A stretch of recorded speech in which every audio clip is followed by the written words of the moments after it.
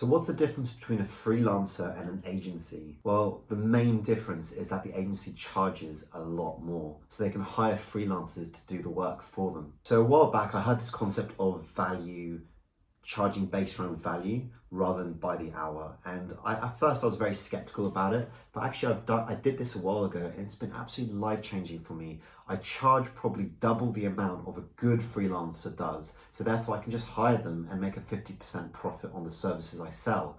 And there have been loads of benefits along the way.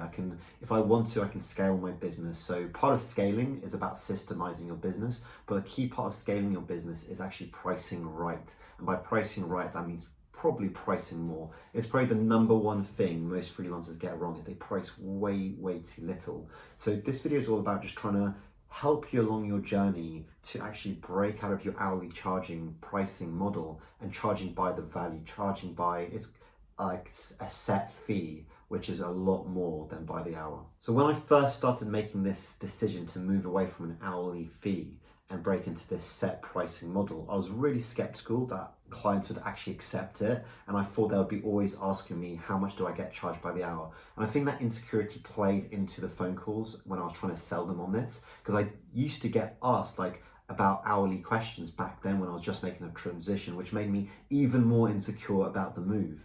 But as I broke into it and only solely started charging that way, over time, no one ever really asked me the question anymore. It's really weird, but no one really ever asks me about how many hours am I going to put in? Because if you're charging X amount, how many hours? So I can calculate how much I'm going to charge you by the hour. No one really asks me that anymore, which is a bit odd. And if they do, I have alarm bells ringing through my head, and it's the kind of client I don't actually want to work with because they're really penny pinching and they see things in a really different way to how I see it. And often, which is very odd, the second I decide that I'm not really that excited about working with a client, they then want to work with me even more because they can feel that I'm just like saying, okay, don't worry, I can make some recommendations. You're very happy to work with someone else. I'm very busy, so if you don't want to go part of, work with me in the way that I work, you can find someone else. The second I go down that route, they suddenly want to work with me even more, which is quite interesting. So how it works with me is that instead of charging by the hour, I broke up my services into different segments and I charge a certain amount based on what stage they're at with me. So I do LinkedIn ads, I'm an ads professional, or I do growth strategy. And what I do is, for example, I set up my LinkedIn ads with a setup stage where I set everything up for them. Before I wouldn't even charge for the setup stage. I'd go straight to stage number 2, which is the retainer. And part of the first retainer is what I used to do. I'd say, okay, you got to pay me X amount a month, and month 1, I'm going to do all this incredible amount of work, which is a setup. And as part of month 1. Now what I did is actually break those two into separate things. I actually charge a setup fee, and then I charge month 1 retainer, and it's life-changing. The amount of more money I earn, and it's quite crazy to actually do the other way, because if you work out the amount of hours that go into month 1, it was an incredible amount of hours, and by the hours I'm actually charging very little, with the hope they're going to stay with me for a long time. But now breaking up with a setup, then monthly retainer makes a world of difference. So my model is based around a retainer. I charge a set fixed monthly price to handle the account, which works. A retainer model is really amazing. It's really scalable, and it doesn't matter if I do 1 hour, 10 hours, or 20 hours. It really doesn't matter. It's all about how much value I'm giving, and the retainer model, generally speaking, it's on the lower end. But the great thing about charging not by the hour is it means that I can actually outsource my work to a freelancer or hire someone internally to do all that work for me. So then I can go off and find more work, deal with the account management stuff, or upsell them on more services. So I'm not physically on the ground buried with work. I can actually outsource that to really high quality freelancers who still charge by the hour. If you're a branding expert, you could charge, for example, a set fee for the whole process. So you could charge 20K for a brand, to create a brand which includes, includes certain assets such as the branding book and all the different stuff. And you can say, okay, you get 3 iterations of each stage. These are the stages it comes from, which is all about systemizing your service. Because if you have a set fee without systemizing your service, it's going to get really messy, and your hours might actually extend way beyond that. So you need to price based around a system that you create.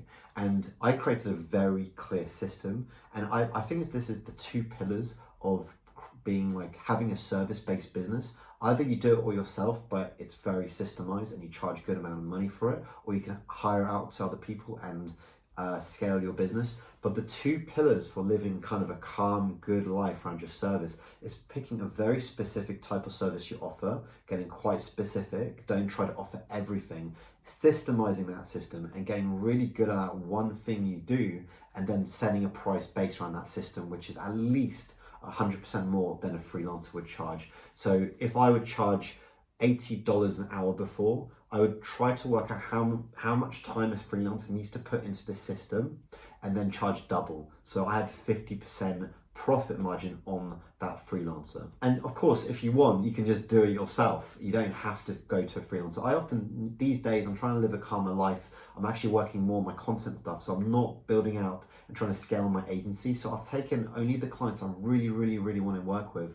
Normally these are like the Series B, and they're looking for more for strategy, or they're looking for, you know, really scaling out their LinkedIn ads. The kind of clients that I want, I know the kind of clients I want, and I know how I want to work with them. So I take on these clients that I really want to work with, and generally I'll do it myself these days. But if I want, I can hire this out to someone else. So the outcome is that I am way more calm. I don't need to take as many clients on to earn the same amount of money. I can literally take less clients, earn more, and live a more peaceful life, and give also these clients a lot more of my time, give them a lot more of my energy, rather than trying to take on, you know, I need to do 10 clients to earn the same as the amount as 5 clients. So I'd rather have less clients but charging more and doing better work for them, than having way more clients but being so thin that I can't really give enough attention to any of the clients. They're all hating me. So some of the benefits is that you actually end up getting better clients quick enough. The second I started charging more,